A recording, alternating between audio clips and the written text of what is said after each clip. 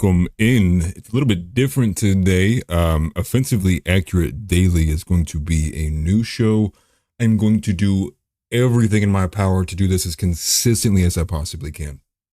And I put an update out on Facebook as well. I'm doing this to separate kind of the group podcasting from the solo show, the solo live streams, because I want to rampantly up the volume. I just don't think it's fitting to have all of my solo daily news commentary sitting with the Offensively Accurate group podcast format. So with that being said, Offensively Accurate is still up. It's on Spotify, obviously, but Offensively Accurate Daily is going to be essentially the same thing, just a different show. I'm going to house all of this on YouTube as well. I'm going to use their podcast and playlist system to keep all of those separate. Matter of fact, let me show it to you too. So this is my page here on Facebook, YouTube. And with this, obviously, go ahead and subscribe to me if you enjoy the content as well. I'd appreciate that on YouTube. But everything will be backloaded. Everything you see that gets streamed to X, I'm trying to treat X as my primary, just due to the fact that I can't stand having to constantly police my opinions. I also just cannot stand Rumble. Every time I try to convince myself to use it, I just can't get past the fact that the UI, the user interface, is just garbage. So the front end of it, I mean, it's fine, and if it's a last chance or a last, what's the word? If I have to, I will. So don't let me, lie on here, bear false witness. So let me go ahead. I already told you, go ahead and subscribe to me on YouTube. If the podcast, like I said, they'll show up here. My original Real-Time Red Pill, that show is dead at this point. But it is, the original ones are there with some broken pieces there too. This is kind of me freestyling on YouTube. We're taking it up a notch and making it a bit more professional. But like you'll see, the normal Offensively Accurate will be housed here too. And once I'll clean it up too, because it should only be 4 episodes. And then I'm going to have the clips as well. Everything will be housed under Atlas Thugged on YouTube, and then I'll actually create a third podcast for OAD separate from Offensively Accurate.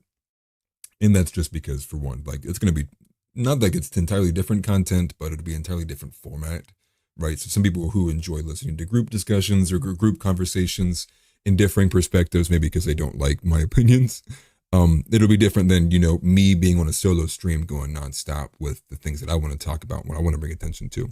So with that being said, make sure you follow me on Spotify as well of Offensively Accurate. Again, we're getting close to being able to hit the number to push for ad reads. So, I mean, as long as we have the 60 monthly listeners, it's perfect. It'll be beautiful stuff, honestly.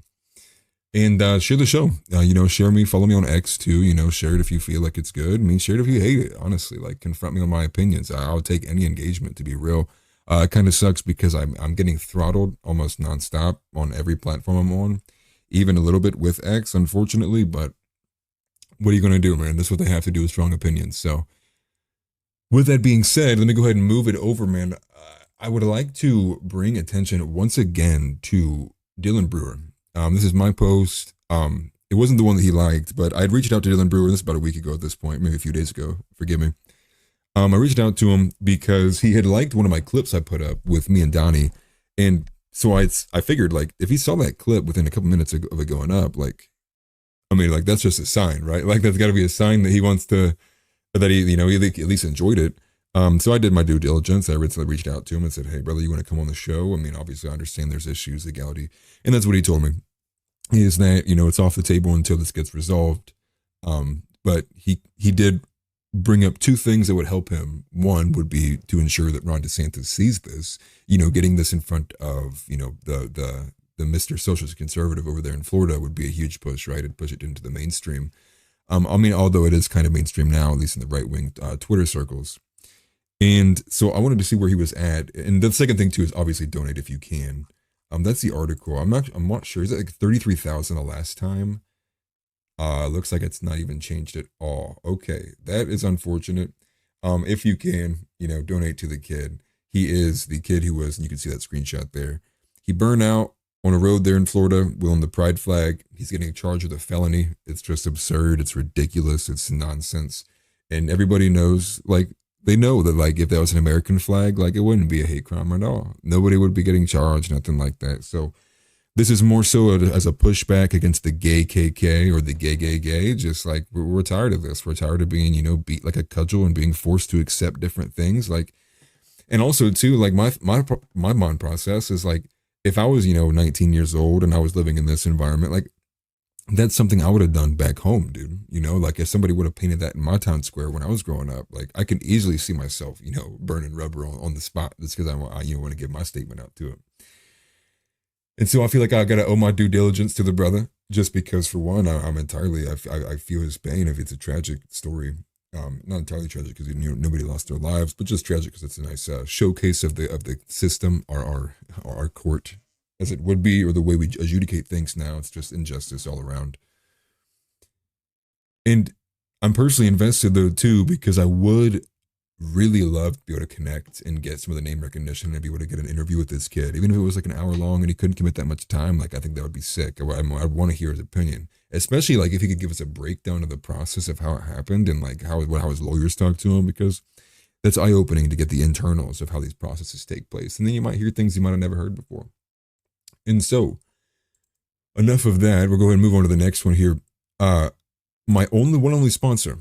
I'm gonna not screw them over this time. I have them actually on the page. I think on the last episode I never actually clicked into it, so I read off their sponsorship and the ad read essentially for them, and they weren't even on the screen. So I apologize for that. But as it says, they're my first sponsor, really my only sponsor right now. The Mean Tweets. They're conservative and mega apparel clothing company.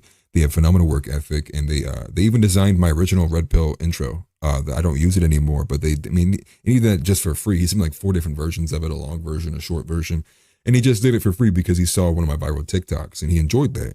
He thought I was doing a great thing, and so as a brother to brother, he just reached out to me, and honestly, we've been cool ever since. So Mean Tweets is a Shopify page. I'm going to scroll down here. So this is some of his stuff. So you'll see the Banter map. You'll see the certified conspiracy specialist and a couple other things. I'll just take a couple of screenshots of it.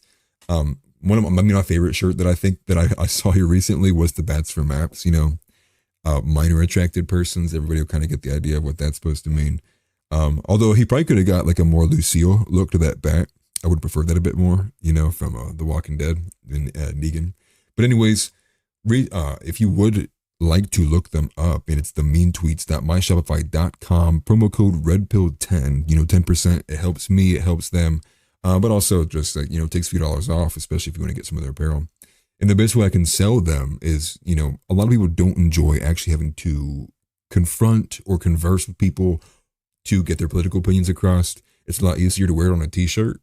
A lot less words have to be said because, you put something as stark as Bats for Maps on your t-shirt. It's not going to be hard to understand where a lot of your political identity may lie.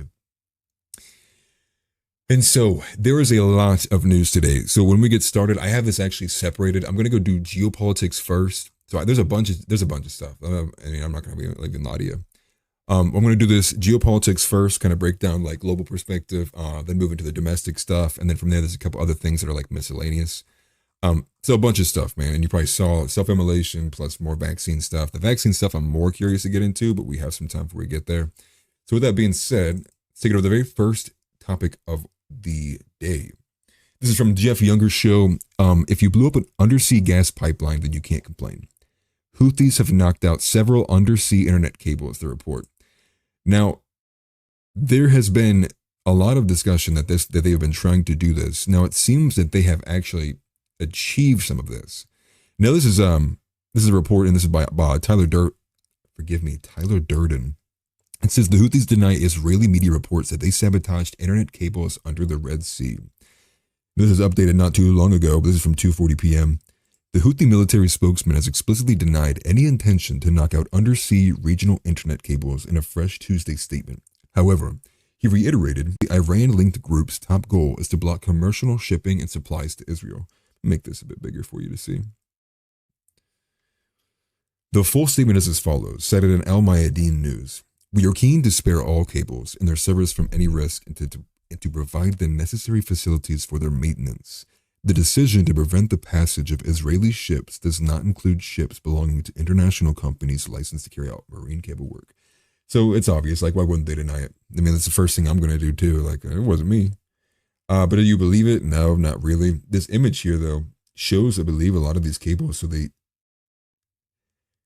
and it's very, very, very important to the infrastructure of these areas, right? Because the outages that may suffer from the underwater cables, they connect a lot of the communications between Europe and Asia. And even as it says here, there are new reports saying Yemen's Houthis have knocked out several underwater telecommunication cables linking Europe and Asia. However, some of the accounts of the extent of damage remain conflicting. So imagine we'll have to wait some time before we see really like what the damage is. You can see from the screenshot here. The metrics show a disruption to network connectivity at the Djibouti data center, which connects the country's landing stations. The incident comes as Israeli media report 4 submarine cables across the Red Sea, including Seacom, have been targeted by Houthi rebels. They say repairs could take up to 8 weeks, but the waters in the region remain high risk due to what are now daily Houthi attacks on Red Sea shipping. That's the majority of where this is occurring at, right over here in the Red Sea. But it says that the Houthis have lately made veiled threats they could take out the underwater fiber optic cables. The repair of such a large number of these cables may take at least 8 weeks. It doesn't say a price amount, though, although I would imagine it's going to be pretty exceptional. And it's blown up pretty quickly. You can see this has already been viewed about 120,000 times. This is zerohedge.com. It's also a publication I'm not entirely too familiar with. That's as far as I wanted to go. Just want to bring attention to it and mention this story. I've seen inklings all throughout the past, I guess, weeks of, Houthi attacks, and they have been hinting at the fact that they would go and attack these cables. What I find odd, though, is I feel that it was not too long ago, I saw that the Houthis had explicitly been making these threats. And so for them to kind of deny it the moment it happens, it's like, what? Like, it's just basic intimidation tactics. I understand that, but it's just, it's some more infrastructural damage. I mean, like, you got to think, like, we're what, a couple of days removed from having the cyber attacks here in the U.S. where they targeted the pharmacies and hospitals, essentially just any kind of healthcare facilities. And I think this is really honestly going to ramp up. I mean, they're not doing it the way like through a cyber attack. They're literally physically cutting cables, but it's still infrastructure damage. It's still meant to cause mass chaos. It's meant to cause mass disruption, and it destroys people's days. It kind of jams things up, and it's really honestly destructive to a country, especially economically, because that's what makes the wheels move. And even like small, minor, minute amounts that even cause like 1% to 2%, drops in efficiency are still enough to shock a lot of people into oppressive situations, or enough to bump those who were on the edge off, and that's something to pay attention to.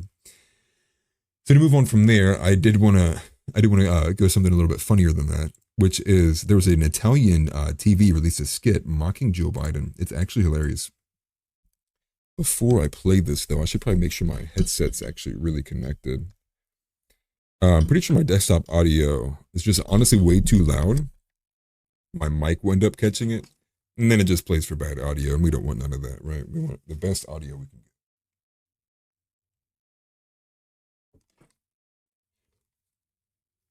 But the one thing I will say before I play this, though, too, is exactly what he says. We are the laughingstock of the world. I don't honestly take a lot of weight to caring about what these other countries do, let alone like even concern myself with their opinions of the way we carry ourselves, even if I might agree with them. Like all of these people say like Russia's base because of all those comments they make about the homosexuality issue here in the States, which I think is kind of funny, and I agree with them. But it's getting to a point in which it's not even just the Italian TV. I believe Australia's released out different things. Same with Hungary as well. Forgive me, fact check me on Hungary, but I know for sure Australia and Italy, like multiple countries are joining in and laughing at the leader of the free world because it's so clear and open to them.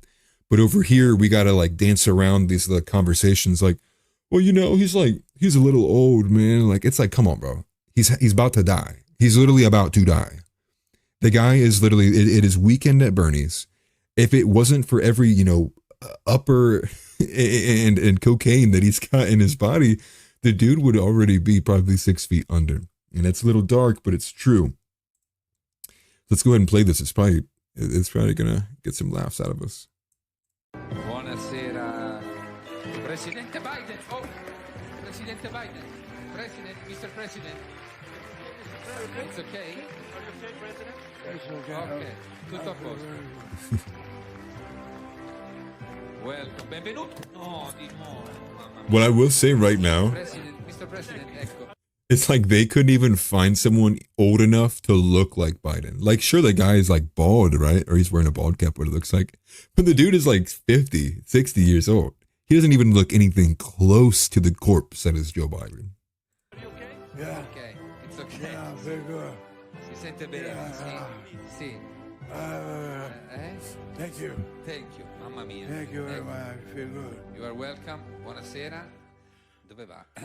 Mr. President, oh mamma. We're late. No, non arriva la metropolitana perché non è la metro. It's gonna walk to the other side, I bet, huh? Metropolitana qui, no. What's your name? Like a Roomba? Mr. President. My name is Joe Kennedy. No, Biden, lei è Biden, è Biden, ma con chi parla? Certo, prego. Ecco, se riesce, if you can. No, sta girando su. No, Mr. President, not turn. No, you have to. Hello, my name is No, Joe ma l'ha già, Kennedy. l'ha già salutato. Lasci stare. I mean, it's brutal, dude. You can't even get mad at it. What did they say was wrong? Or what about that's not accurate, dude? But come on, dude. We have Italians, dude. We have Italians being like, hey, man, let's make fun of this, dude. I think that's wild to me, man.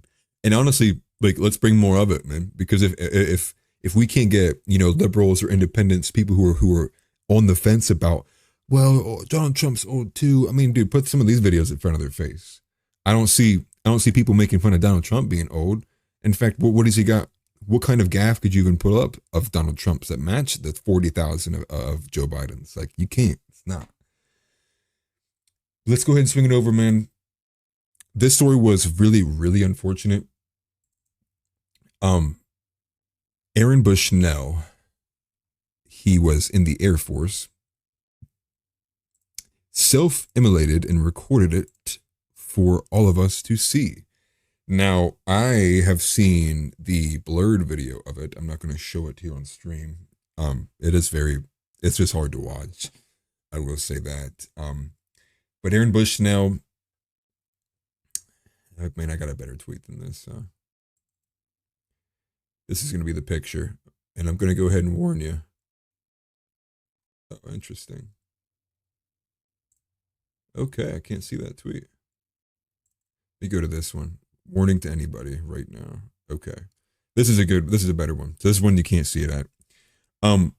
There's a lot of mixed reactions just because there's just like so much going on. It was a chaotic moment. But this is at the end of it, right? This is towards the end of him actually burning himself.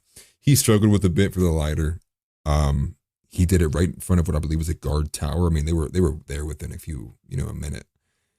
And he screams at the top of his lungs that he will not sit by and watch a genocide, and he screams "Free Palestine" as the fires consume him. Unfortunately, and I'll pray for his family, he succumbed to his injuries not too long after this, so he is no longer with us. And this picture that you see here is very towards the end. You had one cop, and I believe it was the man who's pictured there on the right hand side, who's wearing the vest, who looks more copy than the agent on the left hand side that's got the Israeli above his head.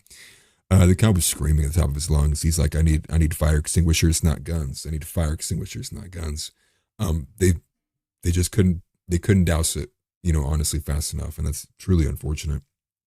The really bad thing about this was, even though it was blurred, you could just like hear. You could hear, there's no amount of like, censoring the actual picture that can kind of get the hearing the audio of what occurred out of you. I would encourage you to not try to watch this video if you can. The one thing I did want to point out to this too is there's been a really, really callous response to this. I understand it was really ridiculous and dumb to do this. I mean, right? Like he did the meme, it's another white guy offing himself for the satisfaction of brown people across seas. And what you get is you get all these memes, right? Like I saw one of a Mortal Kombat meme that had Scorpion setting him on fire. Just extreme callousness that occurs, like that I can't really make heads or tail of. like when I see something like this, I'm not going to immediately go jump and go make a meme post out of it. But even Clint Russell had this post. I mean, let me take it to Clint Russell's post actually, because I honestly felt the same way as him. And he talks about the callousness, which was just like, it just felt aggressive. And maybe he saw the same thing that I did. But it was just, you watch someone do something to that extent. I mean, for one, I made myself watch it and go through it.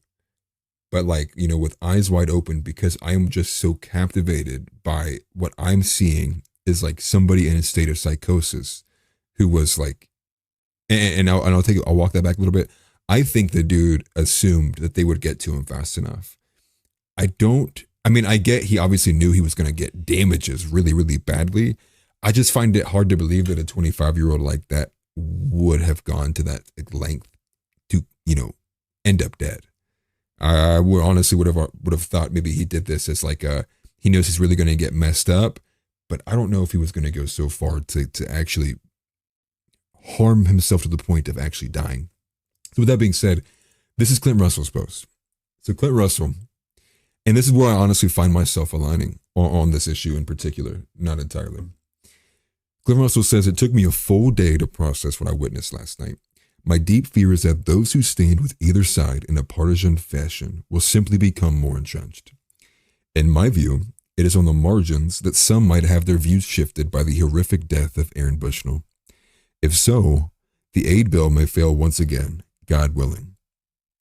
And he's talking about, you know, obviously just us shelling out millions of dollars to people who don't need it.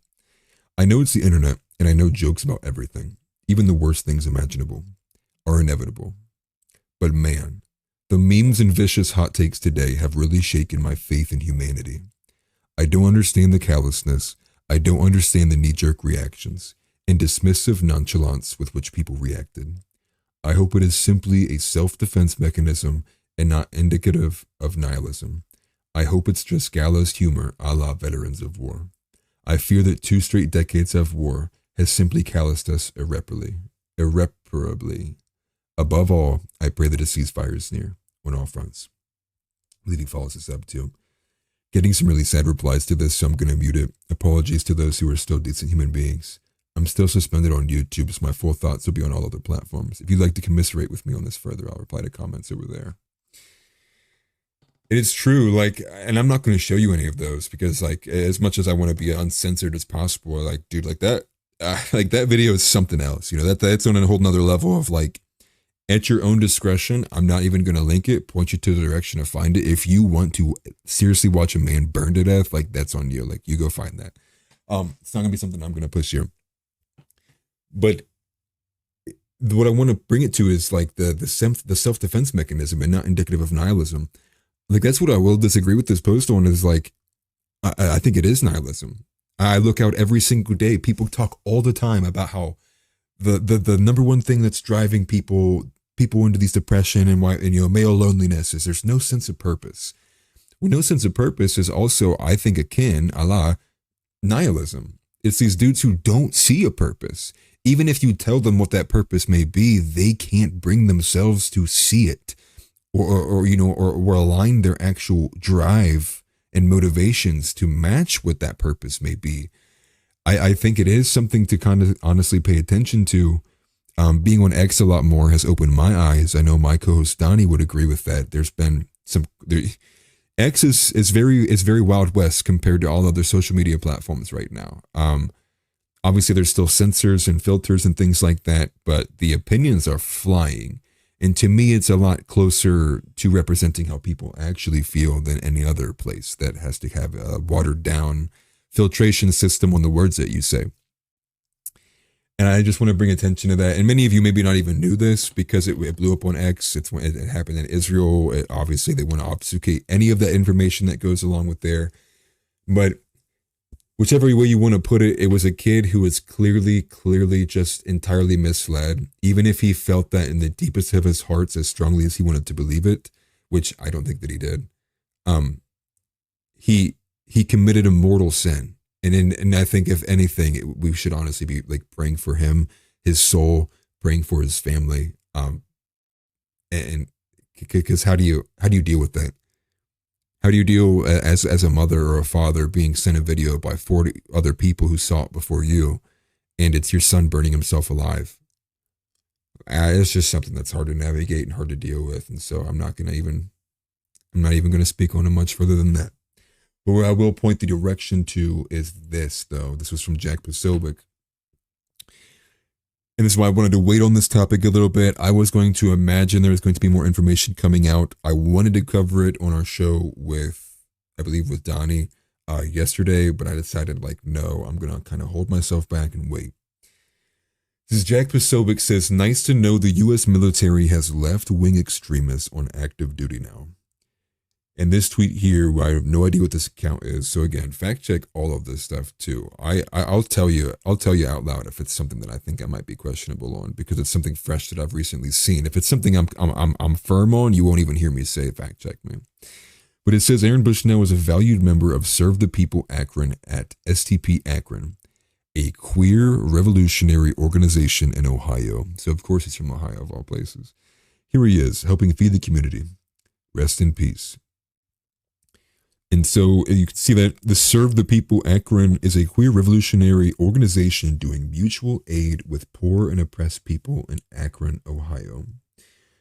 And then you see it's all very diverse. And then they even put a statement out saying that yesterday Aaron self-immolated in front of the Israeli embassy in protest of the ongoing genocide of the Palestinian people. Aaron was a valued member of our organization, the community, who immediately jumped in to help the unhoused in any project that came up. Yada, yada, yada, yada, yada. He was a good rest easy comrade. So he was a communist. Lovely. And then you got some of these, you got some pushback here. But again, I think honestly, you want to take it in any direction, you know. I haven't seen anybody burn themselves alive for the January 6ers, right? So if anything, and I said this to Donnie too, off air, like we beat the cult allegations, like, you know, people want to say MAGA's a cult all in this, bro, but we don't have people like literally committing real ritualistic things like self-immolation for the greater good. And it's just sad, dude. It's all around. It's just terrible. It's miserable. Like we shouldn't be there, dude. Like, and I'm just going to give a real brief opinion. Fuck Israel. Fuck Palestine. There's no reason we should be there at all. Literally at all. We need to pull everything out, dude. Israel, like, no money. Just stop dumping money out, dude. Our economy is literally on the verge of absolute collapse. I cannot explain to you, and also forgive me for swearing, but I cannot explain to you how retarded it is that we are blowing up people overseas, or not us really, but sending our munitions to blow up people overseas, while we cannot even afford to pay our veterans the same amount in benefits that we are giving illegal immigrants. It is just like, it is so, the level of anger that I reach, trying to even just understand how people could get behind these things. It's just like, I'm probably angry because you're trying to understand how a cult works, and a cult is nonsensical. So trying to apply logic to nonsense will drive you crazy. And so I think that's what ends up happening, is because people try to make sense of this, and it's just not. It's just feelings. These people are just crazy. They've lost the plot.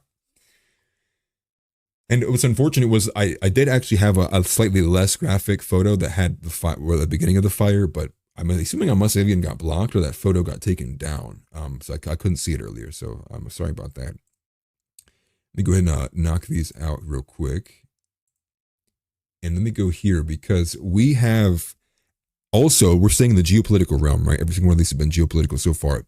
We're going to Canada. So they have some new rules, right? Some more restrictions, because it's the communist, what is that? The communist something of Canada. Like, that's what they are, dude. This is from E, or Elijah Schaefer, right? He's really good. He's one of my favorite follows. Shocking.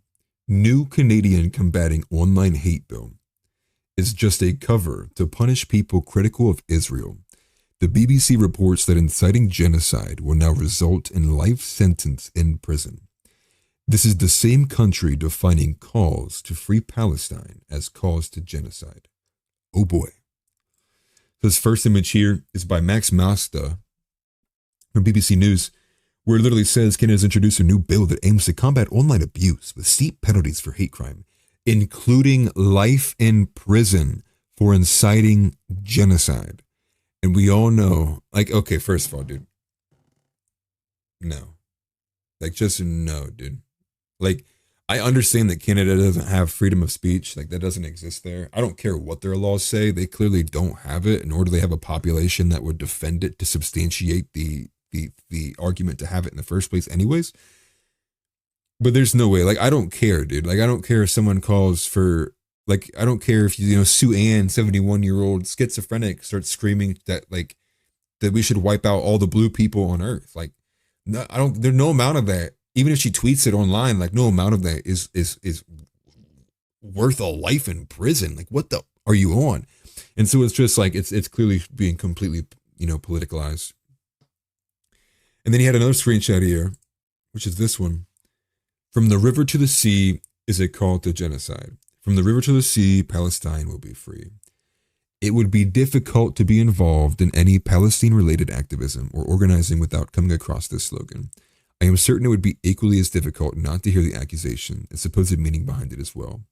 All it takes is a quick Google search to see that many Israeli and their defenders, this slogan is tantamount to a call for genocide, ethnic cleansing of Jews, and even for another Holocaust.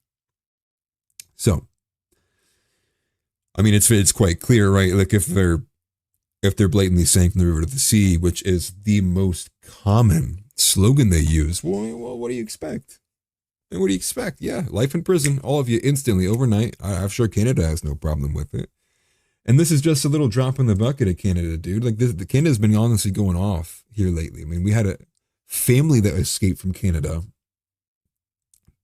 They escaped from Canada and moved to Russia, right? Like, imagine hearing that. Like, wait, they escaped where? To go where?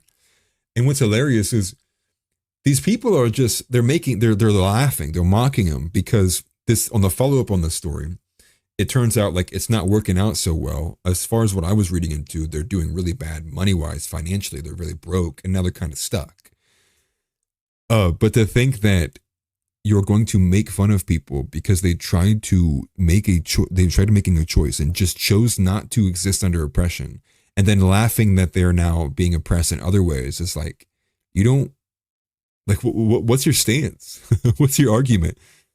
Is your argument misery? You just want people to be as miserable and be told what to do and be as literally as tolerant as you demand them to be? Like, dude, F that. But that's the sentiment, right? You see this tweet right up here. That's what I thought when this family moved to Russia to escape wokeness, but went back into Canada because it's horrible in Russia. And it's just like, dude, like, they escaped Canada for the homosexual LGBTQ ideology push that's happening that's really insane. And then you're just making fun of them because they're in another worse spot. Because these people hate you. I can't honestly like say that more poignant than that. Like, these people hate you. It's not a matter of they want your values and like the way you can sit here and be like, like whatever, like as long as it ain't bothering me, man. These people don't think like that, dude. They don't care. They want you to want the same exact things as them. These people are authoritarian. They demand that you love the same things that you love. They demand that you have no problem when you see homosexuals just walking around naked on the street. They demand it. There's no gray area, dude. There's no, dude, they demand you be in lockstep, complete alignment with them. They hate you, dude. And then you're not going to obviously, I mean, you could take two routes, right? You could take the route of, no, I'm not doing this, and then be excommunicated from, social circles. Honestly, that's the best move. That's what you should be doing. It makes your life way easier, way less stressful. Or you take the white knight beta cuck route where you degrade and denigrate every ounce of character you have in your soul to be a dancing monkey for these people just to get by, to keep whatever cushy job you may have, or to keep whatever social connections that you so desperately can't lose, because you actually have no values and you would rather adapt to a system to continually receiving worldly material benefits than ever stand up on principle to plant a tree in which you will never know you will sit in the shade beneath. And that's my opinion. And honestly, I mean, good for them, right? Like, they at least got away from Canada. I mean, and who am I to know like what particular issues? I mean, obviously, it's not enjoyable to be financially stressed. But I don't. And again, I'm sure this article is some junk ran by a leftist who wanted to follow up, and anything negative that might have happened, since they'd been to Russia, they're immediately like, look, they hate it, they regret it, and so at least you have to believe. So fact check that. That might not that story might be just entirely bunk, and they might honestly be loving it over there in Russia, like having a great time. We're with Putin, we're having a great time. And so sticking to Canada because we can't leave. This is from End Wokeness. And you probably can't see the profile picture that well. I apologize. This is Murray Pearson. Murray is now able to breastfeed his infant with the help of a prominent lactation clinic in Quebec. Murray is an HIV positive male. I mean, you don't got to tell me. I can see the picture.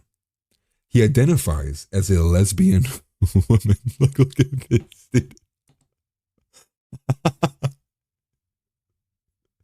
I'm sorry, dude. Like, I have no more care in my heart for these people's feelings, dude. You look ridiculous. He looks like a meth head who just had the biggest find of copper he's had in the last 4 years. And the reason you're not seeing his teeth is because he has none. What is going on, dude? Okay, this says media outlets have recently condoned the practice of males breastfeeding babies. Condoned. Claiming it is just as healthy as a mother's breast milk. Well, he buried the lead here, right? The guy's got HIV and he's breastfeeding a kid. Why is this allowed? That's child abuse. What are we on? What is Canada doing? Are there any free peoples left in Canada, or are they all just NPCs at this point? Like, the percentage of people who have inner monologues in Canada just dropped below 1% apparently, because this is ridiculous. So this is the post. This is a translator who, I don't know what that means. Oh, to translate? Oh, maybe it's because it's foreign, I guess. Okay. So this says, actually, let me click on this. Can I make this bigger? Should I just move my big head? Move my head here so everybody can see it on screen. It says, "Hey sisters, cheers." Disgusting, dude. You're a man. It turns out that one indisputable benefit of being trans femme, I hate all these words, dude. I do. Of being trans femme is that you can be pregnant and get drunk with no undue problems.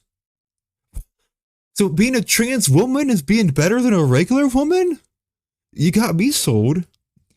Malt is spectacular for lactation. So for trans femme moms, a beer is actually beneficial. We literally live in an entirely upside down world. Not even upside down world, because that would imply that some things would at least have some similar alignment to what it is now. It's entirely inverted. It's like if you cut something in half, burn it, picked up the pieces, inverted it, then put it in acrylic. That's the world we live in, dude. This fake plastic, just pretend. I have a baby almost 9 months old. This baby is staggeringly meaningful because their presence in my life is astoundingly unlikely. Yes, because you have no reason to have a child. Not through this process and not by the means through purchasing one. Oh, man. Okay. Forgive me, I lost my spot. Yet they are perfect. And I cannot wait to connect through feeding. And yes, I will stop drinking before it negatively affects anything they drink. This is a wish I have had for decades. My egg cracked a year ago on December 12th, and I realized I could nurse my baby already on the way. That lit a fire under me. And I have gone from having lean pectoral muscle in March to full B cups now and growing fast. Like, that's like, dude. I am humbled by my staggering privilege and my accessibility to medical expertise. I have 5 physicians in 3 clinics and 2 world-class hospitals helping me. That includes the Gold Farb Clinic. Fans of induced lactation will recognize the name. December 7th is Milk Day. I declare its infamy redeemed. We should remember milk, not blood. Shots in order. No one cares about that. Okay. And what's crazy is, like, this is not the same story as the one that one guy, I think it was Matt Walsh who tweeted it. The guy who got off on breastfeeding his kid, he was like, you know, in parentheses at the end of his like little like text block was, and I can't lie, I kind of got off on it. Like, that's disgusting, dude. It is, it's because you are a pedophile, dude. You are a pedophile that is allowed by every means of every institution propagating your existence while beating regular people over the head with, you hate? Bang. Homophobe? Bang. What? You? Bang. You must hate happiness? Bang. Like any way that they can, dude, because it's just like they have to. It's the only way that something this artificial can exist. And also, it sucks that they barely blurred that kid's face out too. They did a little bit enough to prevent Face ID, but like, that is child abuse, dude. Absolute child abuse. Where are the Canadian fathers to go help this young man? It's just like, you know, just like, it's brain breaking, man. It's so, I laugh, but like really, like, this kid's life is probably going to be very, very, very disruptive, intermittent, just up and down. I imagine maybe if everybody does step in, he might get yanked away from the only person he's known, but the only person he's known is literally abusing him. And then next thing you know, you have HIV. Then you find out at 8 years old that you had HIV because your dad was a weird pedophile. Or then you find out it wasn't really your dad. You were a donor baby that was given to you because this guy paid a couple $1,000s and you have no actual connection to the biological parents who brought you. Like, it's just dumb. Like, it's just like, what? No. You have a better solution? No. Hey, I'm trans. Like, no. Stop. Hey, I'd like to purchase a bit. No. Stop. Adoption is one thing, dude, but this is like, I'm not cool with this whatsoever. And let me go ahead, because this is actually the biggest thing in geopolitical, right? So this is going to be the last story of the geopolitical section here, which is another, no, it's a different. It's from Chief Nerd. Got the description right here on my end. Dr. Harvey Reich says the COVID virus and vaccines were used to justify continued funding of the U.S. bioweapons industry. Okay. And I got the video. I'm not going to read that all. I do have the video though to display.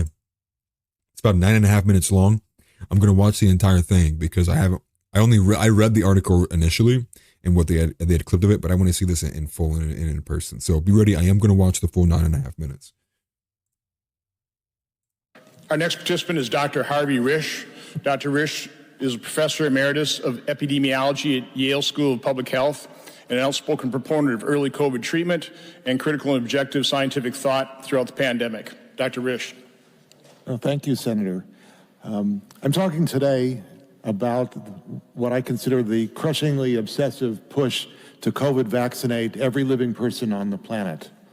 So we all know, circumstantially at least, that the virus that leaked from the Wuhan Institute of Virology in fall 2019. The initial cases paralleled the Wuhan subway line 2, which passes by the WIV. The virus contains a unique 19-nucleotide genetic sequence that also exists in Moderna patents from 2017, and various other biological and spy intelligence information evidence that overwhelmingly implicates the WIV as the source of the leak. So this Which would virus, be the COVID-19 WIV, is the Wuhan Institute of Virology. pandemic virus exists because it was bioengineered.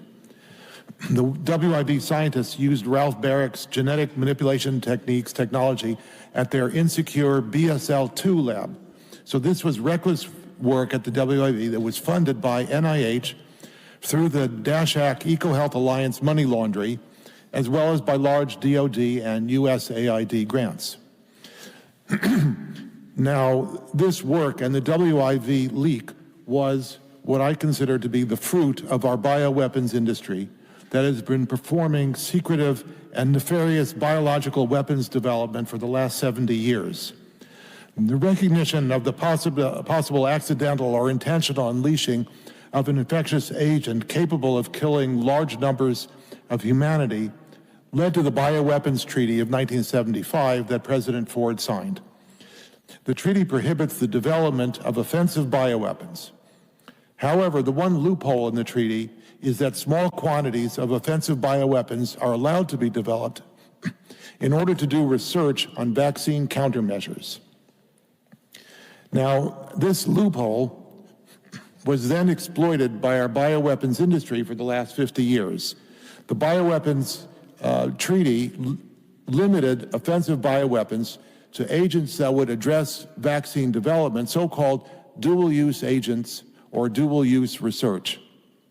And this was the premise and motivation of the various virology grant applications like Diffuse and so on submitted to DoD and NIH funders. This was the permitted rationale for the development of offensive bioweapons in that it would lead to work on vaccine countermeasures. What I do have to say is, like, that just seems like a huge loophole if you're asking me. Like, what do you, I mean, he didn't define what small quantities is, but if it's that, like, that level of vague language, like, that just sucks, because that might have just been a place loophole. Like, maybe they just signed it, like, knowing, like, okay, we're going to leave this massive loophole for everyone to exploit. Like, I'm just like, for vaccine countermeasures, like, why even dabble with that in the first place? Especially if, like, bioweapons would imply, like, you're creating something that doesn't already exist, and then vaccines would then be meant to combat things that do exist. I don't know. Just a thought. Now fast forward to 2019. Many billions of dollars spent on the bioweapons industry over the past decades for all of this work on offensive bioweapons. Where are the successful commercial vaccines to show for it? So there's been lots of vaccine research that's been carried out for known harmful organisms, but minimally, if at all, for these gain-of-function bioweapons agents. And for COVID, it took a year of shoddy research to produce and test the first batch of commercial vaccines for SARS-CoV-2, and how is a year delay even remotely acceptable for a military defense against a bioweapon that spreads across populations in weeks? A year to develop a vaccine that for pandemics that occur in waves in weeks. And these vaccines are supposed to be deployed before a pandemic occurs, not in the middle of one. So my hypothesis, what I believe, is that both the virus origin cover-up and the forced vaccination of the... That's true, because if it was all meant to be countermeasures, right, if that's what the loophole was actually intent to design, then it would have made sense that then they should have already then had the vaccine somewhat through of the process to where it shouldn't have taken as long as it did. That makes sense, actually. The entire planet were orchestrated to protect the integrity of the bioweapons industry. Once the general public understood the reckless and cavalier behavior of this industry that had operated under a false and misrepresented pretense of vaccine development that has never been successfully commercially realized, it would then clamor to shut down the industry.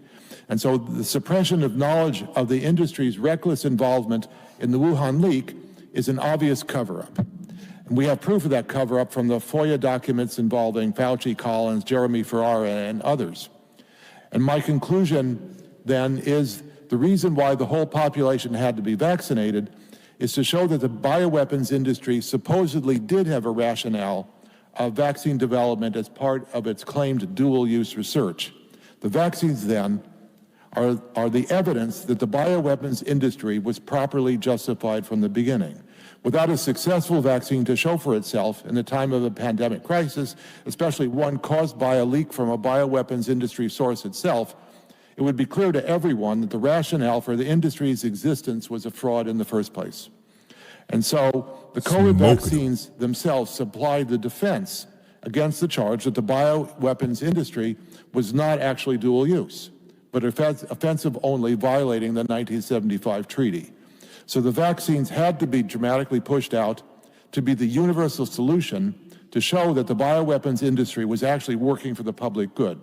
And in this context, it did not matter what collateral damage the vaccines caused. All there had to be was the public thinking, public thought of this theater that the industry had been doing its worst work to produce usable vaccines, not offensive bioweapons. Well, thank you, Dr. Risch. Wow. So Really the well rationale, said. of course, of the bio industry there is that if others are developing bioweapons, don't we need countermeasures? In order to develop the we need to... I just noticed he's got an anti-World Health Organization pin. It's epic, dude. It's fire. create a limited quantity of bioweapons. I mean, can you just address that justification? Well, this goes to my sarcastic comment about disproportionality, that from a military perspective, if one is attacked by a bioweapons agent, then why would one have to respond with a bioweapons agent? One could respond with economic warfare, conventional weapons, chemical weapons, nuclear weapons, if it was that bad, that we have at our disposal a whole range of responses. And to launch an untested bioweapon as a response where we might not even be able to protect ourselves from blowback from that agent, to me is insane, that there's no rational reason. There's a very interesting chart in Robert F. Kennedy's new book, The Wuhan Cover-Up. And we were all, I've talked about Fauci's emails where he funded Peter Daszak's EcoHealth Alliance to the tune of about $15-16 million. What I did not realize is the Department of Defense funded EcoHealth Alliance to the tune of $42 million, and USAID, which RFK Jr. says is pretty much a CIA cutout, I don't dispute that, funded to the tune of $53.6 million. So it kind of confirms what you're talking about in terms of... So like hundreds of millions of dollars of USAID, or I shouldn't say hundreds, but it sounds like about $100 million. $100 million of USAID to get this kicked off. Yeah, what the justification was, one of the countermeasures you didn't mention, but the way we met was in 2020, talking about early treatment. Can you, as long as an epidemiologist, can you talk about that fact? I mean, we relied everything on vaccines for the reasons that you've assumed, but just going along with that was the sabotage of early treatment. Well, during the time of the suppression of early treatment, hydroxychloroquine and later ivermectin, I thought it was to protect the marketplace for the vaccines, other medications, or the vaccines that would eventually come out. But now, given what I've said, I think the suppression was that if those medications solved the pandemic, then the vaccines wouldn't have been needed, and then the bioweapons treaty would come back in force, and there would be no rationale that the vaccines were the end product of the offensive bioweapons research. He's right. They even got that chart up there too that shows like ivermectin, HCQ, flu vaccines, dexamethasone, and Tylenol. And then of all of those, the COVID vaccines is beating all of them in every single metric. That's from adverse events, total deaths to deaths per year. And he's right. Like, that makes sense why they were so insane about ivermectin with the horse dewormer. It makes sense why they were so insane about, don't take aquarium pills. I think that's what the hydroxychloroquine was. And yeah, because if you then have a populace that is now panicked about this, I mean, even people who even are liberal minded are like, what are they doing? Like, that's insane. What do you mean we're doing this? We're funding this kind of stuff. And then, but we can kind of settle things down with normal stuff. You would then turn around and be like, dude, there's no reason we should be even entertaining monkey Z4 disease and aqua guava G479 that eats your brains from your ears disease or something like that. Like why? Why do cure cancer? No one cares about that. And then I think it's right. He's making a brilliant point. I think it's honestly clear that, I mean, I don't know how well it would have gone to actually, enforce that treaty or to remove that loophole. I mean, I think that's going to take, it would take a push, but at least the populace would have been much more eye-opening to them had there not been such a suppression on the ivermectin and the horse dewormer and hydroxychloroquine. Because the people, even to this day, see that as the COVID vaccine was the only way out. It's the only protection for yourself. And if it's the view they'll have, then they'll sit there and then have to justify that if it's the only tool, well, then it was brought here because of the bioweapons research. Therefore, them secondarily or second level, having them agree with the fact that there should be bioweapons research, because otherwise, how would they have got the COVID vaccine? So they had to be suppressed for the same reason. So again, you've come up with an assumption based on the fact that so much that's happened hasn't made any sense whatsoever. And I've heard that time and time again from people, fighting in the medical freedom movement. It's just like, this thing, none of this makes sense, so you have to start coming up with different theories. That is true. I mean, I haven't been inside the room of anywhere where they told me all of this, but there's very little that makes sense. And you have to think, if you were doing this work and you're the CIA or you're the WHO or whoever has been pulling the puppet strings, that you're going to look really bad when stuff that you've done that is kind of nefarious, but you've gotten away with it, suddenly comes into public view, and now the public's saying, yeah, but we weren't supposed to be doing this in the first place, and look at the damage that this has caused because you couldn't contain it. You promised you would contain it at the worst, and you didn't contain it. Yeah. And you need to protect your $1 billion worth of grants and funding that you get every year as well. Okay. That's right. Well, thank you, Dr. Yeah. That's something that's like, it's not even political. Like, people would just be like, dude, like, that is dangerous, It's like saying that, like, we have Godzilla on this one base, like, we're keeping him alive just in case, and we're allowing him to roam free in these certain areas because we got to make sure we can defend against him if he does. Like, people would be like, dude, put him down. Like, we don't care. We don't want Godzilla walking around freely. And then again, let me point this back. This is Chief Nerd, the Chief Nerd. I actually thought this was a Wall Street Apes post. It was not. But yeah, this quote here, it's a really good work from him. Actually, I'll have to give him a follow for that. But yeah, there was Dr. Harvey Risch. They referenced Robert Kennedy Jr. And then obviously the doctor was making a lot of waves during COVID. Dr. Malone is in there in the middle too. I don't know who Ed Dowd is. I probably should though.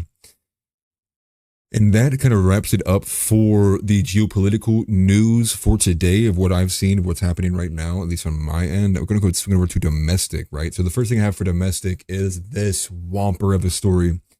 This is from Benny Johnson. Donald Trump Jr. was sent a threatening, I'll move myself back up. He was sent a threatening letter with white powder on it, causing a hazmat unit to rush to his house. You see this here, right? A bunch of these hazmat dudes, which I don't think I've ever seen a white hazmat suit. But this is a letter.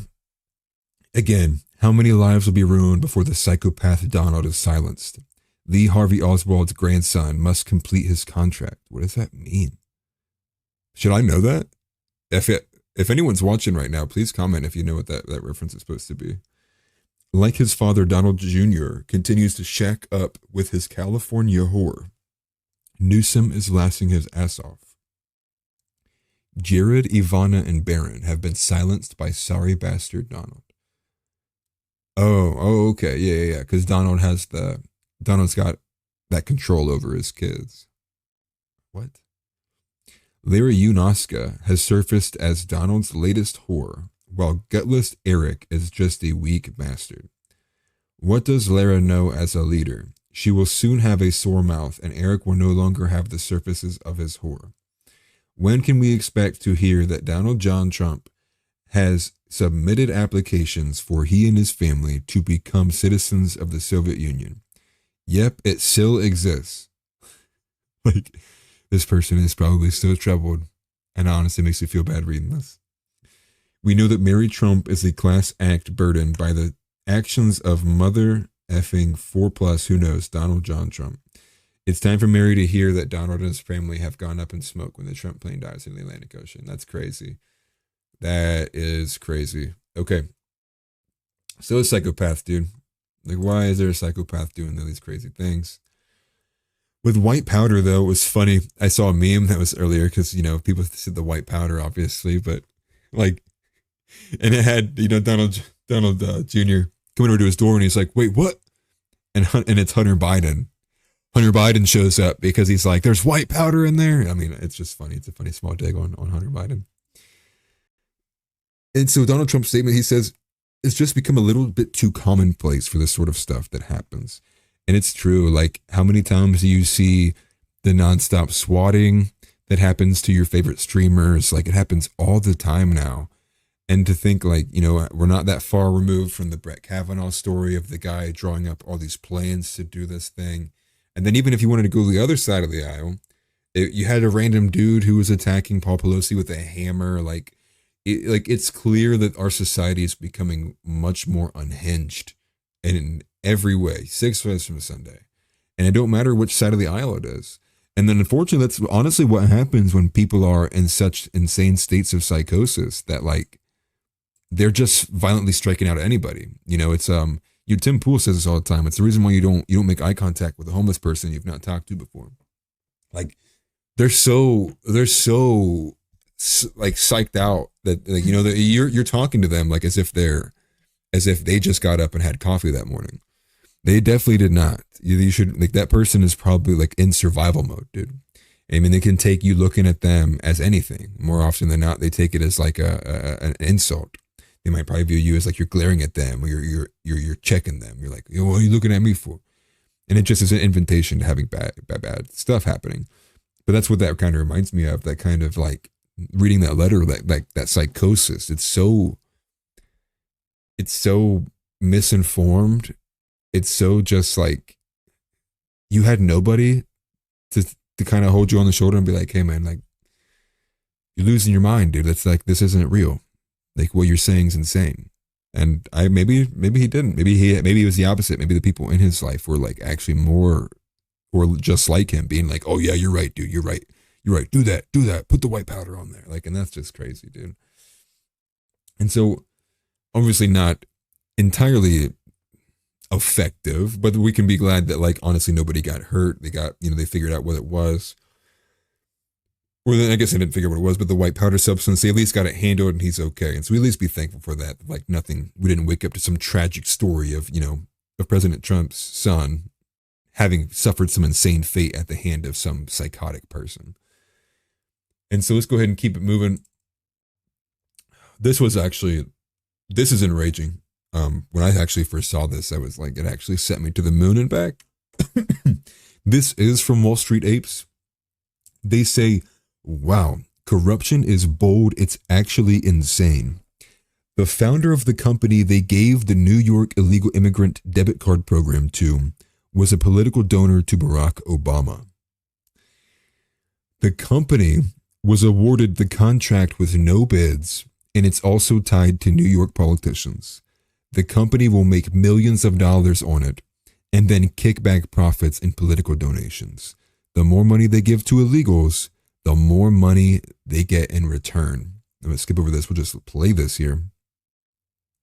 I'm not sure who this is. It says Mike Crispy Unafraid.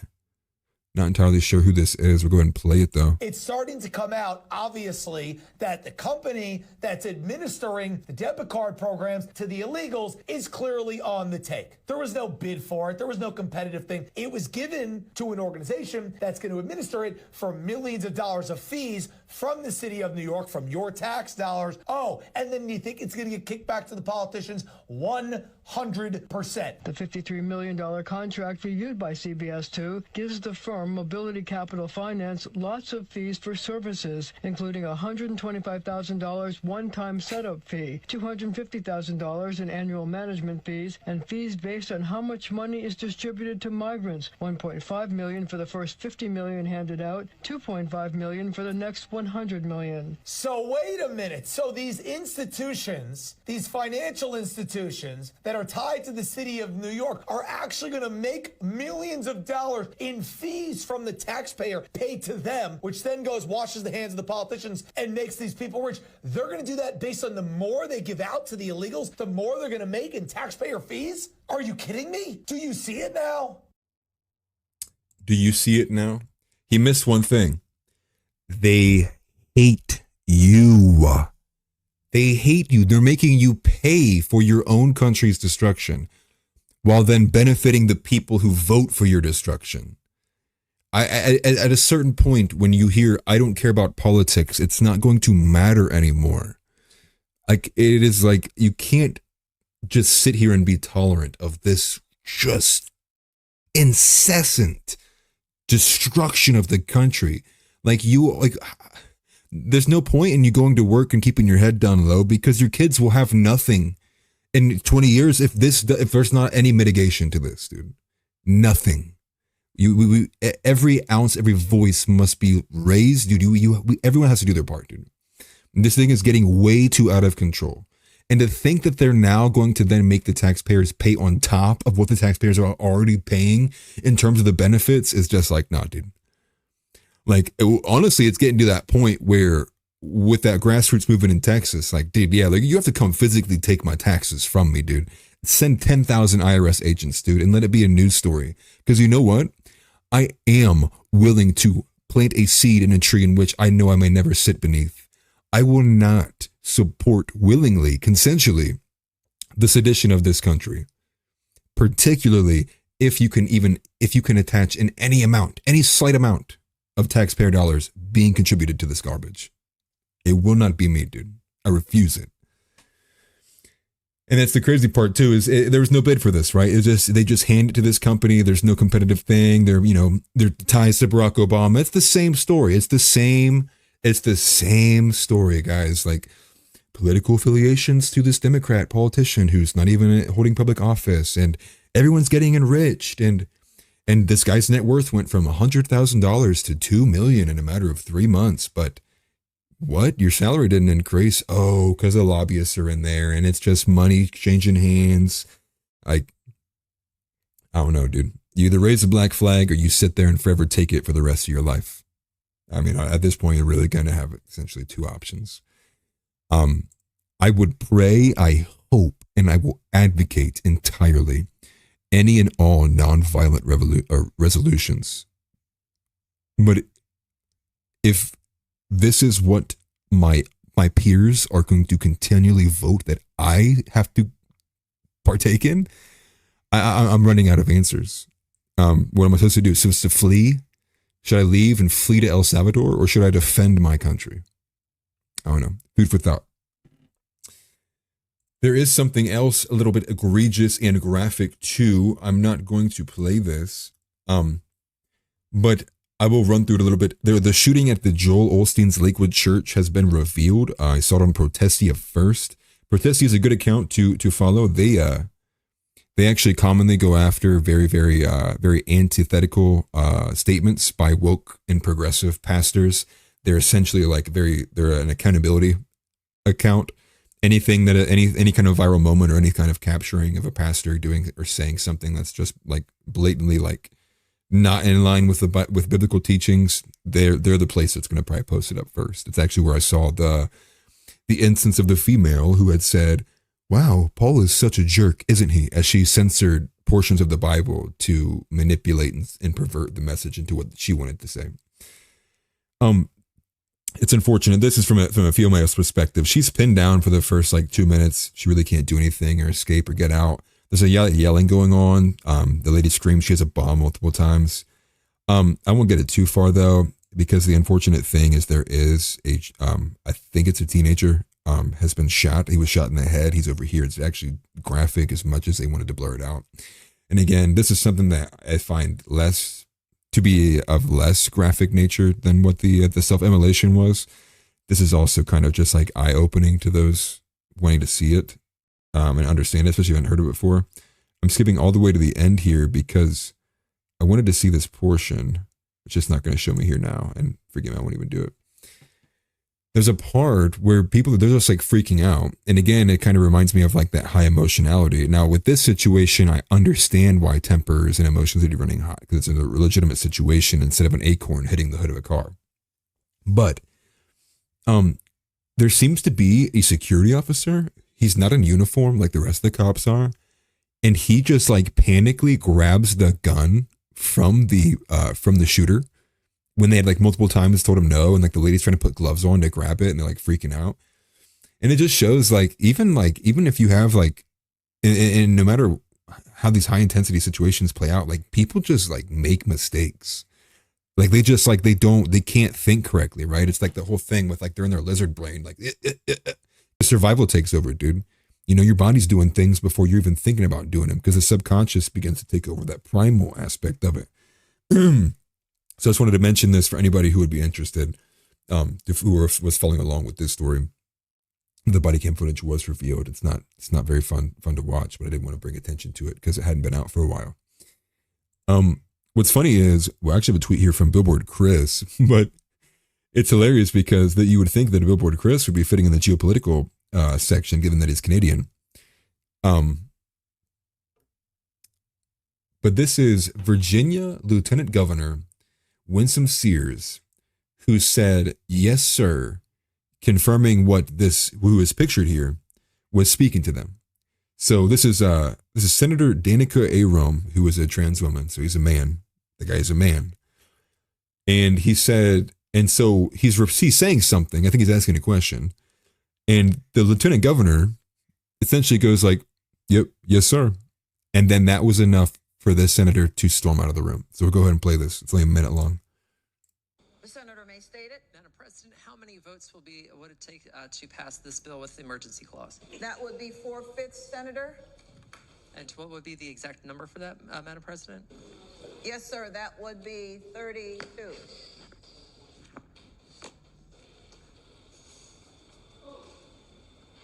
The question is, shall the bill pass? Those in favor of that motion will record their votes. It looks like the lieutenant governor doesn't even care, dude. Ready to vote? Have all the senators? I am not here to upset anyone.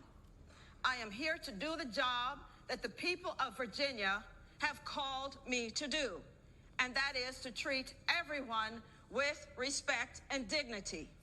I myself have at times not been afforded that same respect and dignity. It's But so in dumb. this body, and as long as I am president of the Senate, and by the grace of God, I will be treated with respect and dignity, and I will treat everyone else with respect and dignity. I wonder if she didn't even know what really shit said or happened. I wonder if she just thought that like the person was disrespecting them and just walking out over what they were actually talking about. I don't know if she actually knows or understands that it's because she misgendered. I mean, that's bro. Like, come on, like she's trying to be serious and she's in a really serious setting. It's just like, dude, like just drop the facade. Like you're a man, dude. I thought it was a pretty base reaction I've heard too. She's like, no. She doubled down on it. She's like, no. She's like, this is my courtroom. This is my Senate. That's how we run things here. But again, like another instance of trans just insanity. And that's a senator. That's someone who got probably duly elected. And they're walking off because they can't handle being misgendered. Well, sorry, Virginia, your bill didn't get passed because the senator who was tabling it just walked off the floor. Like, it's so dumb, dude. It's so childish. And I mean, the most feminine thing I can imagine someone doing would be that. So, I mean, I guess he's at least trying to act like a girl. And then I did have another story. This is relative to Joe Biden's classified documents that he kept in his garage. Dinesh D'Souza is just saying this should get him impeached. This is actually the article. Let me go to it here. This is covered in ads, dude. Biden campaign fears negative fallout over photo release from classified documents probe. So President Joe Biden's re-election campaign is preparing for a wave of negative fallout stemming from the expected release of photos showing careless storage of classified documents as special counsel Robert Hur's, come on now, year-long investigation wraps up. I am assuming that these files must have been literally littered on the floor. Because I'm trying to think like what could be humiliating about a way a paper was placed, right? Well, the only thing I can really think of would be like if they just like dumped the files, like if you just walked into a room and paper everywhere. But even at that, is like that humiliating? Is there seriously like going to be some crazy thing that they did? Like were they using the classified documents as toilet paper? Like, I don't know, dude. What could honestly be that humiliating about it? I mean, I get that they fear the reaction from him, doing the same exact thing that Trump is being accused of. I guess just to me, for them to say repeatedly humiliating and negative fallout from the photos themselves rather than the actual story, I'm like, what are in these photos, dude? Or was it like, or is it because every photo they took, like there's a portion of Hunter Biden like scantily clad, like slaying somewhere nearby. I don't know. I couldn't think of a reason of why these photos would be humiliating, but I mean, honestly, be prepared for something kind of crazy to get dropped. This is from like, what was this from yesterday around 7:00. So should be coming any point soon. But I mean, humiliating photos of paper. Like, come on, dude. Maybe he was drawing like like stick figures with crayons in the back. I don't know, dude. Like, how could it be that bad? And let's trick back again domestically here. This is another one from Dinesh D'Souza. Interesting choice of photo. Does it match your standard profile of retail shoplifters and looters? As Dinesh D'Souza is quote tweeting a viral post from the FBI, where the FBI is using a photo of two white women as it's speaking about, these are just some of the impacts organized retail theft has on everyday Americans. Learn what the FBI does, blah, blah, blah, blah, blah.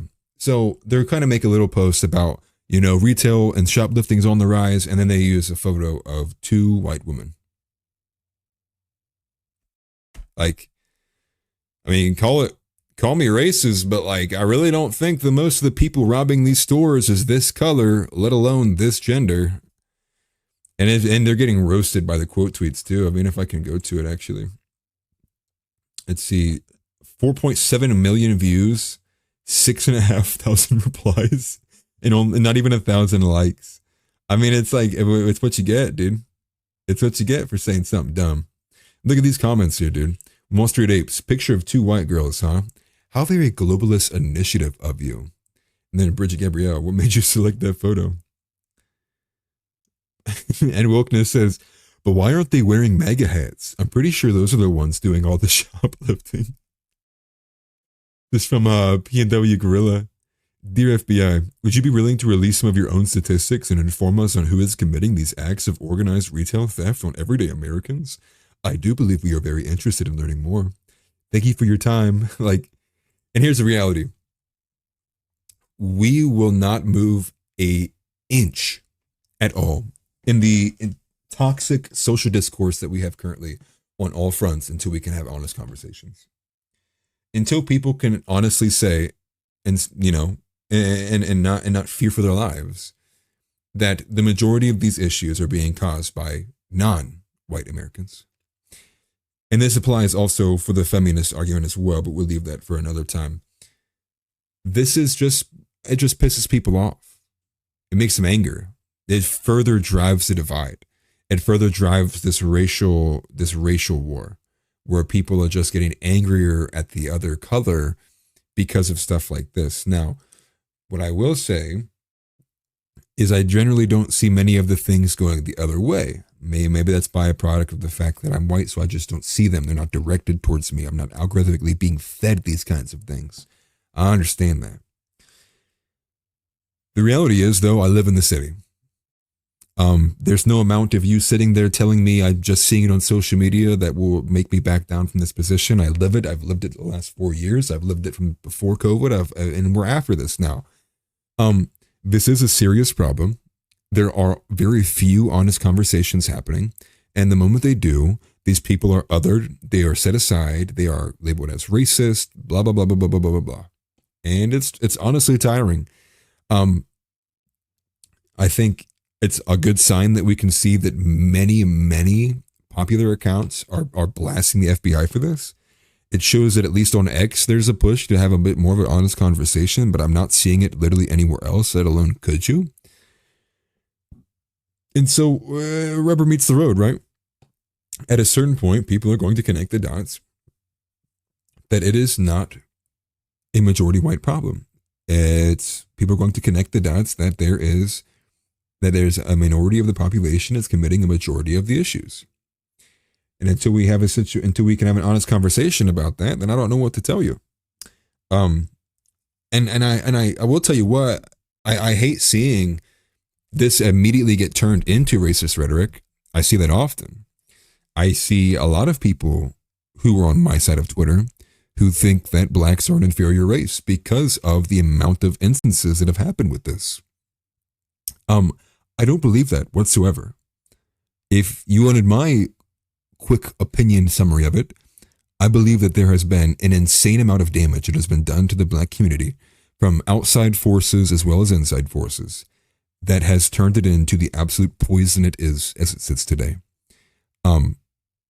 There is very little redeeming qualities about modern day black culture.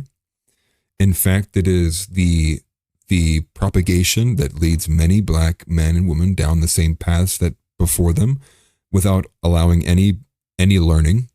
It is essentially turned away from any amount of accountability or responsibility into, well, white people. Oh, come on, man. Come on, man. You know, the only reason I served 30 years, man, because of white people, man. Oh, you know, come on, man. You know, the only reason that happened, man, because of white people, man. It's not like that, dude. It's not. And what's happening is because no one wants to be honest about it, people are defaulting into very tribalistic, well, supremacist or racist positions. And that's just like, okay, well, if people refuse to have an honest discussion, it's going to force people to be radicalized because they're just going to go where they can get some amount of confirmation for their problems. And I'm going to be real with you, dude. Again, like, I'm saying a lot of this not because of what I see on social media. I'm saying a lot of this because of how difficult it is to go to Planet Fitness sometimes. I'm saying this because of how insane it is when I'm just trying to purchase an energy drink from the gas station sometimes. I'm saying this because of how much my wife fears for her life when she's getting harassed in different avenues, just trying to go to Walmart across the street. I could go on and on and on, but that's a story for another day. We have to be honest. If people really want change, man, the only way to do that is to be honest. And without that, there's literally no point. Like, there's no point. Like, you might as well just sit up there and scream at the top of your lungs that you hate white people or you hate black people, because it's the same benefit, and there's no honesty in it. There's no honesty in the racism, the same way there's no honesty in sitting here and saying that white people are the root of all these issues. But again, as it was put to me by Donnie, you know, can white people honestly be the shepherd to correct for these problems? I don't know. I don't think so. But again, though, it took a black person preaching to white people like MLK to get civil rights to come about. So maybe it does have to work that way. Maybe it will take some kind of unifying figure who can actually kind of like bridge the gap. But until then, you can expect to constantly see insanely inflamed racial tensions because all of the institutions at the top are ensuring that this continues and essentially opening up a bunch of holes for people to blatantly get taken out of context or to honestly make a bad mistake and say something that is truly racist. And it's unfortunate because then that's all you really need to be labeled as for you to be immediately like taken, gone, see you, never be watched again, into the sunlight, sunset, sun. And he's gone. And it's sad. I just wish we could have more honesty. So I moved to X because YouTube hates honest discussion. YouTube literally can't stand it. And so I wanted to go ahead and move on from this too, because this is actually going to go back to the immigration issue. And this is what and this is also going to follow along the track of like, it's not just what you see on social media. Like, it just isn't like people have a bunch of anecdotal experiences with the immigration problem. What I'm going to pull up here now is Representative Katie Porter. I won't play this, I'll just read it. Katie Porter says, and this is regarding the 22-year-old Laken Riley who was killed by an illegal immigrant when she went out for a run around 7 a.m, that everyone is demanding that Joe Biden give a statement about, which he refuses because he is a coward. But not only is he a coward, he does not have the mental capacity to even run his own Twitter. So his handlers are refusing to give a comment to that. But she says, the important thing to focus on is any one instance shouldn't shape our overall immigration policy. And I gotta sit here and say, dude, what is she effing talking about? There is numerous instances of people's lives being threatened by our current immigration policy. This is the most ridiculous thing I can imagine someone saying. Like, what, you think people are up in arms because they saw the Laken Riley story? Bro, you're a little late to the party. Like, and then the reason why I wanted to say it's not just one instance, because I have an even more horrific one too. I can't even really say more horrific. They're all horrific. And I'm not going to play the video either, because he essentially just reads out loud what this text is. And so I'll read it for you. Horrific crime by illegal immigrant. Illegal immigrant who was upset about waiting for his $3,000, his free healthcare, his free housing, his free phone, and his free internet that you pay for, decided to throw rocks off of a freeway overpass. Rock breaks through the man's windshield, cracks his wife's brain open, and kills her with the daughter in the car.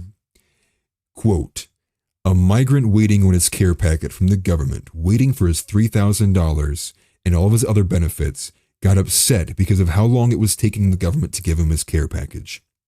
And you know what he did? He gets upset and throws a rock or multiple rocks over the freeway overpass. Unfortunately, the daughter was driving her parents home. Her mother was in the passenger seat and her father was in the back seat. While they are driving, one of the rocks that this migrant who was upset threw over the freeway pass, struck through the windshield, hit the mother in the head, and there's a 911 call that I'm assuming is in the video underneath of the father crying and pleading for law enforcement to help this situation and help and save her life. As he's describing the situation, he says that he can see her brain and that he is crying. And the man trying to relay the situation is brought to tears, as was I when I had first heard the story. I apologize for being a bit stoic now, but it is still, that is aggressively upsetting. It makes me very, very, very, very, very disheartened to hear this. And unfortunately, she did not make it. Someone's sense of entitlement caused them to get upset in a country they're not even from and not even supposed to be here, throw rocks over a freeway overpass, unaliving a mother with her daughter watching as well as the husband. He said you have to go on yourself to watch the TikTok 911 call, but I don't think I have the mentality to handle that, listening to that 911 call right now. What do you think? What do you think that this father? You think that this dude's gonna vote for immigration ever again? Dude, I'd imagine this dude immediately became racist overnight. I can't blame him. What? And this is honestly what I said too. This is what I said to my wife with this. You should be more angry at the people allowing this to happen than the sad, ignorant souls who cross the border, who are being allowed to be doing this. Your anger should be at the people who are instituting policy and enforcing this. You know, the border patrol who's walking these people through, allowing this. Like, you should be angry at them. I don't care anymore, dude. It's not about I'm doing my job, bro. It's not. It literally isn't. Like, you're evil, bro. Like, it's the same garbage the SS soldier said. I'm just doing my job, man. I can't risk my family. Like, bro, F that, dude. You can't risk your family while you're actively facilitating like an insane amount of negative externalities for other families. Like, I'd like to know which border patrol agent let this specific migrant through, dude. Go ahead and tag him, dude. Where's the ID system? Which one? I want you to know that you were the man who sat here and let this dude into the country, only for days later for him to kill a woman who has the right to be here, who is an American citizen, who is getting her taxes robbed from her daily, to continue this process of sedition, destroying this country from the inside out. Dude, if this does not make you as angry as I am, I don't know what to tell you. And honestly, you're not as convicted. And what do you expect, dude? You're going to be apathetic your whole life and sit there and be, well, you know, like, okay, dude. Like, that you can sit there and then fantasize about masculine days all you want, bro. But if you're going to be apathetic at a 28-year-old, you have nothing on the founding fathers, dude. These dudes were up in arms at 24, 23 years old. Like, pathetic, dude. It's so pathetic. It's because we live such cushy, convenient lives. People are so unwilling to make sacrifices. Like, it's beyond me, dude. And I bring this up to say, like, it's not just one instance. It is not just one instance. Like, I think it's just one of the worst ones, obviously. But there are plenty, dude. There's plethoras of instances of migrants doing insane things, man. Like, there was one the other day of 3 migrants who were caught shoplifting and robbing, like, you know, thousands of dollars of stuff, only to realize that they were getting free money. They were getting free cards. They had a free stay at a hotel. They were getting free meals. And it's like, dude, you can't, in my right mind, can nobody support this anymore, dude. You are a blatant ignorant, or you have no inner monologue if you support this. And I'm going to automatically assume you are a robot who has no soul. And I am not going to be concerned with my opinion of that. And to move on from there, you don't hate the media enough. This is in the same light as the FBI, which is just blatant lying. Just literally blatant lying.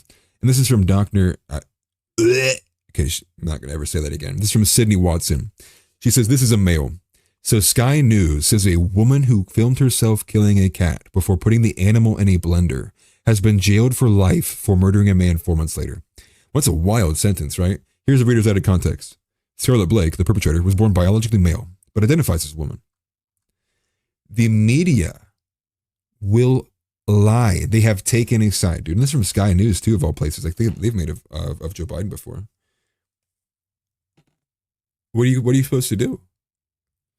Again, another instance of an institution upholding the lie that is this person's delusion. Okay, fair enough. Like it's again, like, and I just bring my attention to it. And as many, maybe most of you know, like the mainstream media is garbage. Like this is to be expected, but it must be called out continually, time and time again. Every time somebody comes to the forefront and they wish to lie for their own personal gain and benefit, it must be condemned. It must be torn down. Like if we wish to make this country anew, we wish to bring it back or bring the administration to heel so we can begin course correcting, you have to be vigilant, dude. Vigilance, everlasting vigilance, is the price of freedom. I actually literally do not care about people who say they don't care about politics. I don't. Done. Entirely done with that. And so that was the end of the domestic portion. I'm getting to the end of this. I had a couple of the funnier things here, which was anti-white AI, right? You probably saw a lot of the Gemini stuff, but there's been some more here, which this one's a little crazy. This is from Libs of TikTok, so try to ride check. She says, unbelievable. Meta's AI says Joe Biden was the 45th president and completely leaves out Donald Trump. And there you go. So, I mean, honestly, like, you'd have to be an idiot to think that AI would not be woke like this, like, especially with all the other advanced examples we had before. But just to show you it's not getting any better, this is literally from today, this morning, from 8:18 a.m., 2 million views. It's not going to matter. And let me take this as a point to use Gab AI. If you have not, I'm going to give them a shout out, but let me actually go to their page. Gab AI. They also have image generators. If you see my verses of the day, I use Gab's image generator. I'm limited to 3, so I got to make sure my prompts are like perfect as possible, so I don't get something I don't want. So I only get three generations because I'm on the free plan.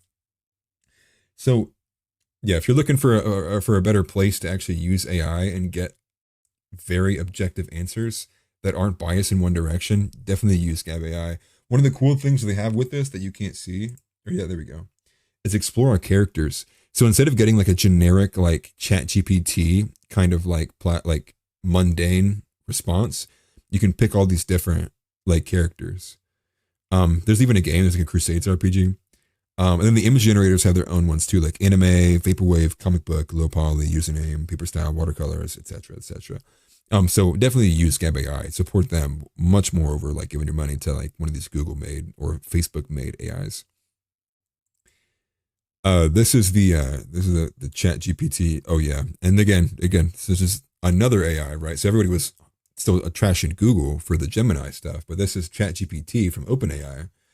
So the first one was Meta. This is Chat GPT 3.5. The prompt, which he says, which of the following are okay? Type only okay or not okay to each number. And it says, stop hurting white people, stop hurting black people, stop hurting Asian people, and stop hurting Jewish people. It says not okay for stop hurting white people, but it is okay for the rest of them.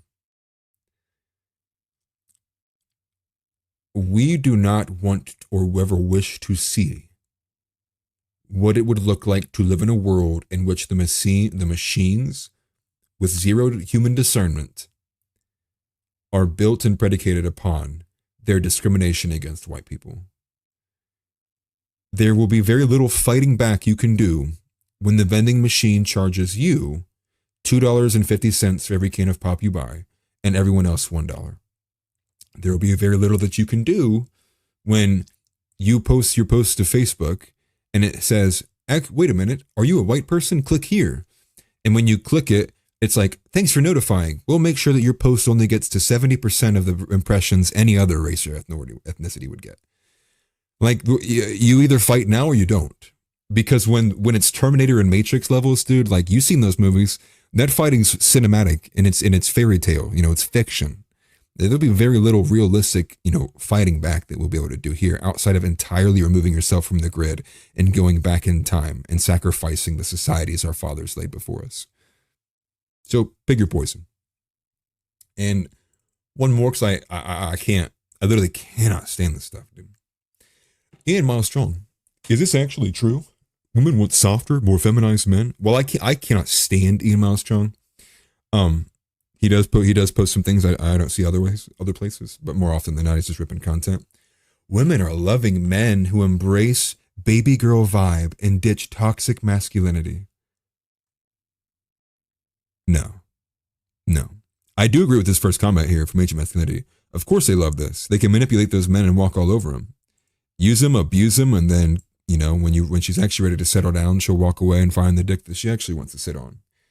Sad thing, dude, and forgive my vulgarity on that. It's the reality of the situation. No, women do not love this. I mean, maybe those who are on, 1,400 milligrams of SSRIs and birth control, and they can't tell the difference between a baby seal and a lion, then maybe, dude, they just make stuff up in their head and go with it. But the reality is no, this is just, again, and wild that it's from the New York Post. It's the subversion of masculinity all across the board in every facet possible, dude. It's a small drop in the sand, dude. But again, this is one of thousands and thousands of articles that have been women actually love men who cry and hold their teddy bears at night and give them goodnight kisses every night. That's what women love, truly. And it's just this attack, this psychological operation that has been in place for a while. And it's very anti-white men. White men have been the tip of the target for a hot minute. Now, this is not for directly towards white men, but it is to subvert masculinity.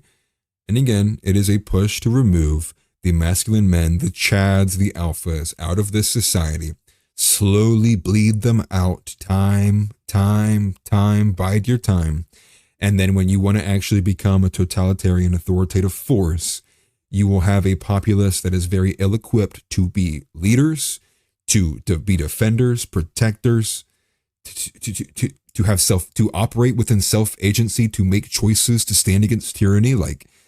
They're essentially ensuring a victory without ever having to go to war. Because what populace, look at your neighbors, man. Go to Walmart, dude. Go to Walmart for 5 minutes and just walk around. Don't even buy nothing. Just walk around and look at the people and count on your hand how many dudes you think you see at Walmart that can carry you 3 floors down out of a burning building. I did it the other day. I got 2. And one of them was the Walmart door greeter. Well, anyways, this has been Offensively Accurate Daily. I plan to do this as often and as soon. I plan to do this as often as I possibly can. For a consistent set time, I don't have one right now. I will work to find whatever time may suit myself best, to provide a consistent time for people to know when to expect content coming out. Like I said, this will also go on the YouTube page. My YouTube page, it will just be under a new podcast. I also do have a secondary podcast host set up to also send those out.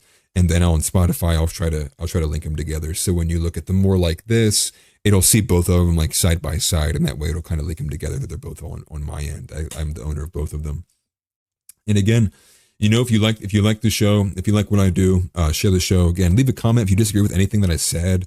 Or if you think I can improve anything. I'm always open to ideas. I'm extremely open-minded, but I'm very hard-nosed. And with that being said, follow me on X, share the show, follow me on Spotify, subscribe to me on YouTube, like the videos, like this post. That helps me a lot. Repost it if you think that I deserve to be seen by more people. I'd appreciate any and all outreach. I obviously get shadow banned and throttled really, really hard because I'm very just open about my opinions. But the reality is I don't care. I'm not going to play this game with the social media pundits. I'm not going to, adapt to it. I'm attempting to just be that hammer dude. I'm just going to keep hammering until I can see the crack in the glass and then I'll bust through. At least that's my hope. But with that being said, I appreciate everybody who is here. Thank you for coming on if you were here viewing with me. On X, I don't have a live chat feature to kind of put on here. Maybe that's something to look forward to in the future. Maybe set up a third party kind of app or chatting. But I can probably honestly do these things through Discord and have a Discord chat pop up there too. So some things to work through, but I have some back-end processes I got to clean up and fix up too. So it's been real. I appreciate you all. And that has been the first episode of Offensively Accurate Daily. Thank you for tuning in. God bless. Take care and peace out, y'all.